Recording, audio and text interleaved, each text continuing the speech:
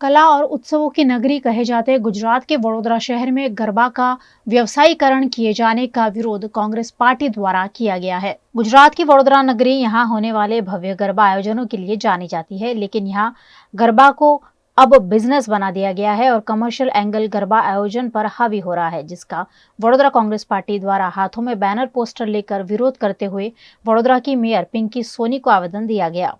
आज कांग्रेस पक्ष तरफथी आवेदनपत्र आपवामां आव्युं के जे गरबा माटे जे चार्ज लेवामां आवे छे बहन दीकरीओना एना अनुसंधानमां पण अमे अमारा द्वारा कोर्पोरेशन द्वारा जे 1 रूपियाना टोकनथी जे ग्राउंड फाळववामां आव्या छे ते दरेकमां बहनों अने दीकरीओना पासनी सिस्टम न होय ए माटेनी चिंता पहेलेथी करेली ज छे। ए विषय माटेनी माहिती आपवामां आवेली छे।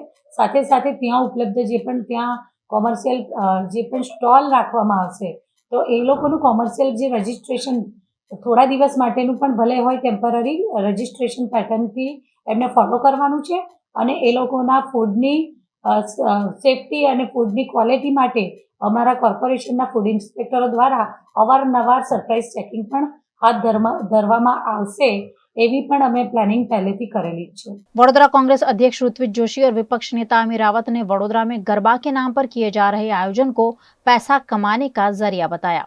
देखा गया है कि लेटली धीरे धीरे सारे ऑर्गेनाइजर्स ने गरबा का कॉमर्शलाइजेशन कर दिया है। हर साल गरबा की फी बढ़ती है, बढ़ते बढ़ते इतनी हो गई है कि अभी मेल डांसर्स के पास 5,000 से 7,500 तक हो रहे हैं। फीमेल्स के पास भी 2,500 तक हो रहे हैं। तो अगर एक फैमिली को आप गरबा का कॉस्ट देखोगे, दो लड़के, 2 बच्चे हुए और पेरेंट्स अपने गरबा के पास गिनेंगे तो कम से कम 25-30 हजार रुपए के पास। फिर कपड़ों का खर्चा, फूड, हर जगह फूड कोर्ट में बाहर का खाना अलाउड नहीं होता, वहां पर MRP से 3-3 गुना तो पानी का कॉस्ट होता है। गरबा करने के बाद ऑब्वियसली पानी की जरूरत पड़ती है। तो ये सारे कॉस्ट मिला के देखो तो एक फैमिली को 50-60 हजार रुपए का खर्चा गरबा के टाइम होने का अंदाज हो गया है। तो गरीब लोग कैसे गरबा सेलिब्रेट करेंगे। दूसरी तरफ अगर लीगली सोचा जाए तो कॉर्पोरेशन के ग्राउंड फ्री में दे रहे हैं तो साथ में क्लॉज भी होना चाहिए कि भाई मिनिमम टोकन फीस आप इससे पर्टिकुलर अमाउंट से ज्यादा नहीं ले सकते। सिंबॉलिक फी होनी चाहिए सिर्फ ऑर्गेनाइजेशन की, क्योंकि कॉर्पोरेशन के ही व्हीकल्स वहां पर ग्राउंड लेवलिंग में काम करते हैं। कॉर्पोरेशन फ्री में ग्रिड देता है, मिट्टी देती है कॉर्पोरेशन का, और पानी डाल के देती है, ट्री कटिंग भी करके, ट्रिमिंग भी करके देते हैं ग्राउंड पे। सब कुछ अगर कॉर्पोरेशन के कॉस्ट पे हो रहा है तो फिर कॉर्पोरेशन उसमें क्लॉज क्यों नहीं ऐड करती। अब देखिए कि जब शुरुआत हुई थी गरबा में महिलाओं के पास से जो चार्ज लेने की शुरुआत हुई थी तब वो 50 रुपये 100 रुपये की बात थी और वो भी रिफंड देने की बात थी। आज 1,000 रुपये से कम किसी भी गरबा ग्राउंड में महिलाओं को एंट्री नहीं है। तो महिलाओं का गरबा है। वैसे तो हम कहते भाषण में कहते, देश के प्रधानमंत्री वडोदरा में आए थे, नवलखी में भाषण में बोले कि नारी शक्ति वंदन। तो सच में वंदन तब है जब नारी को उनका अधिकार और हक मिले। इतनी महंगाई में आप सोचिए कि एक घर में अगर 2 से 3 बच्चे हैं वो कैसे इतने पास कहाँ से लाएंगे, कैसे खरीदेंगे, कैसे गरबा खेलेंगे।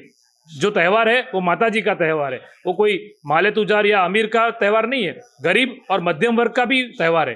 तो उनके बच्चों को भी खेलने का अधिकार है। तो भारतीय जनता पार्टी ऊपर से लेके नीचे तक हर जगह सत्ता में है।